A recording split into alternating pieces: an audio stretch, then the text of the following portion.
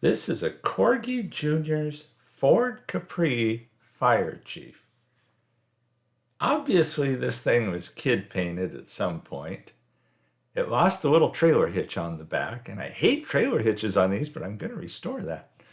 And they dunked this thing, it looks like, in white paint.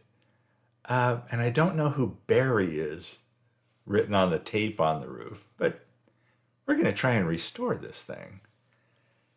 This, doing research for this, I discovered that there's some variations of it. This one has a red hood on it as opposed to some that have a white hood. It's a funky little casting. It has a lot of interesting detail. There's a rattle inside of it. That's why I was shaking it there. Um, I even thought that this casting may have been stepped on or something at some point because of some weird areas in the casting. And then doing research on it, looking at photos, all of the other ones have these odd things. Look, that's what the rattle was inside. It was the beacon light. It had been pushed down in through the hole on the roof. So I still have that, fortunately. Got it apart. There you see those suspension rails. I end up sliding those out to get the wheels out. Yeah, it has a yellow interior, which we're keeping because it's restoration. Paint all over that blue glass. Fortunately, the rest of the glass is pretty good, except for the beacon light that's broken out. The posts are very small, um, like early Hot Wheels, that small. So it's a cool little car. I really like it. Um, so before I threw it in the stripper, I wanted to get that sticker off the top, that masking tape that was on there. Naturally, there was the hole still on the top for the beacon light, which was nice. Uh, there you see a photo I found online of the original. You see the decals, well, it's a sticker on the side, apparently. They're funky as heck. Uh, I needed to recreate the trailer hitch. And looking at the photos of the original, it's actually thick. It's not a small, narrow little post. It's a thick trailer hitch. So I used a piece of brass rod to recreate that. I needed to file it down a little bit to get the exact flatness on the bottom that I wanted. To get it looking the way I wanted, use CA glue to hold it in place lightly. And then I mixed up some, oh yeah, JB Weld. Now, obviously, I didn't go ham with the JB Weld on this because I just need a little bit applied very finely just to get it super strong. And I was really pleased with how this turned out. Again, you see a lot of people really go heavy with the JB Weld when they do it. And the more you use it, in particular the JB Weld that you mix like this, you can use it in very delicate ways. It doesn't always have to be just a glop that you throw on there and then file down for hours to get it where you want it. I did not do much cleaning of the casting. Off camera, I did tap some areas a little flatter than they were on the original or on the casting I had there, just to straighten it out a little bit. There's a body line on the passenger side front quarter panel that makes it look like this thing's been crunched. And if you go back and look at that picture of the original, like a mint version that I found online, that's in the casting. It's crazy. It's very detailed in some ways, and it's horrible in other ways. There's horrible casting lines on this, and I left them. I didn't want to get rid of them. This is going to sound strange, but this casting has so much charm to it. I just love it. this was one of the most satisfying builds I've probably ever done. I did use 172 screws on this. I drilled it, tapped it, and then used the 172 screws. The glass, yeah, there was a lot of white paint on the glass. So I ran a wire through that hole that had been punched through there when they knocked out the beacon.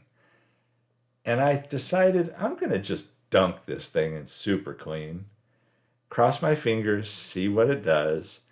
I figured it would either cut it or it would at least soften it, soften the paint. And that's kind of what it did. It cut through a lot of it. The thinner areas, you'll see it just wipe off. And so, well, you can see some of it on the paper towel there. In the thinner areas, it just wiped right off. There you see it coming off.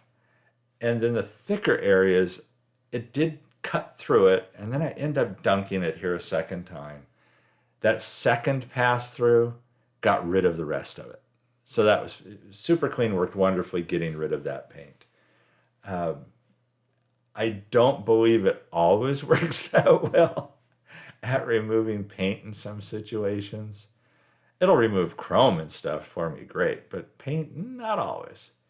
I did have to sand the glass because there was a cut in the glass.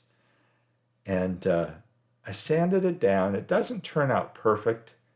Obviously, you can't get a replacement glass. I did not want to try and vacuum form glass for this because of the fit, and the glass isn't that bad. So I just take that glass, polish it up, here with flits as you see.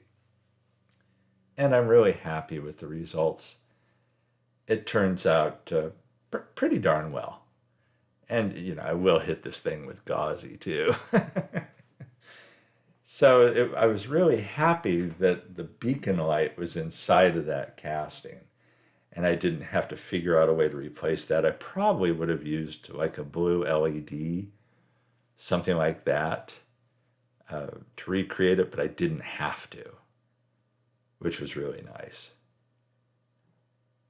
And so there you see it after I've polished it up.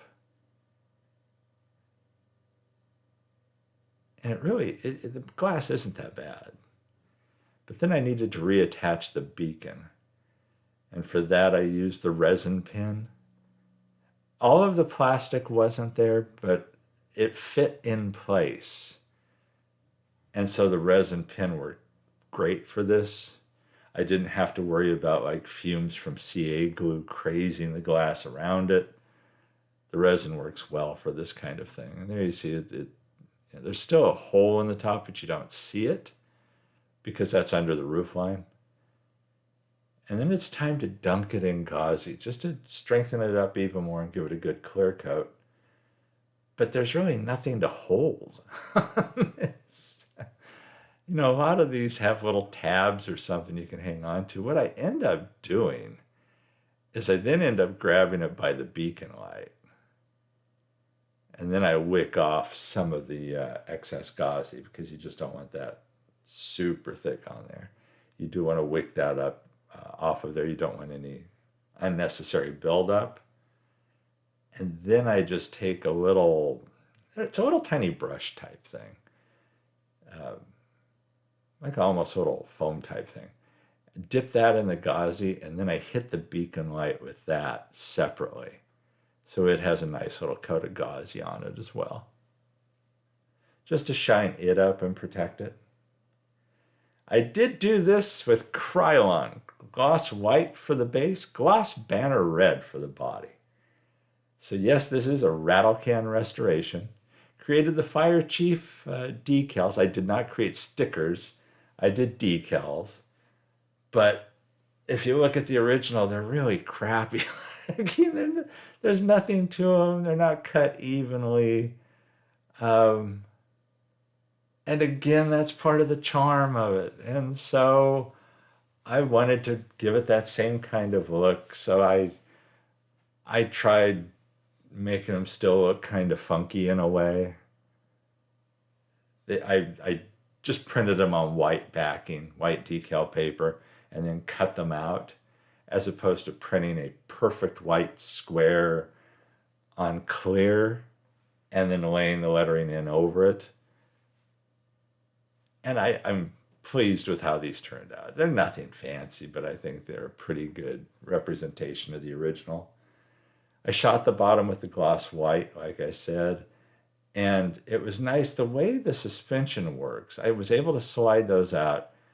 I end up sliding them back in, and it's nice because the way they're bending, it's like it forces them back down into place.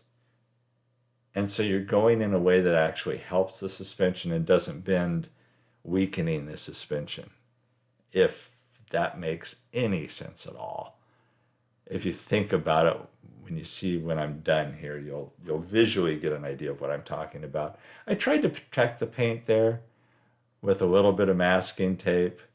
It half-assed worked. I was able to slide them back in to hold the wheels in place, and then I did have to do some touch-up on the white, obviously, because, yeah, I'm a klutz, and these were kind of tough to get back in there. I didn't want to weaken the suspension, so I didn't want to cut those supports. I didn't want to put axle tubes because the suspension worked perfectly. There was nothing wrong with it. And if I could get away with it still being original, I wanted to. And so I was really pleased with this. Suspension's nice and tight. I did end up, as you'll see, I added chrome details that were on the original as best as I could find photos for. It was only the front grille and front and rear bumpers that were chrome. I did retouch the chrome on the original wheels. Those are the original wheels. I cleaned them up, re-chromed them off camera, as I recall, with the Molotov pen that you see there. And then I went over them with Pledge just to freshen them up. And there you have it. I did go over after the decals were put on, I did rattle can of gloss clear over this. And pop this thing all back together.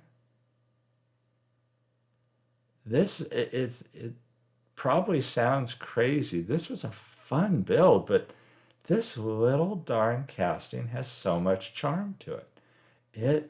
It was an absolute pleasure working on this, and it's nothing fancy. It's a funky little car. And yet, every time I look at this thing sitting here, it makes me smile. It makes me smile just as much as any Redline I've ever restored. It makes me smile as much as any custom I've done. Even Scrappy the shop truck, as much as I love that, I love this little guy just as much. This was just a wonderfully pleasing little build to do.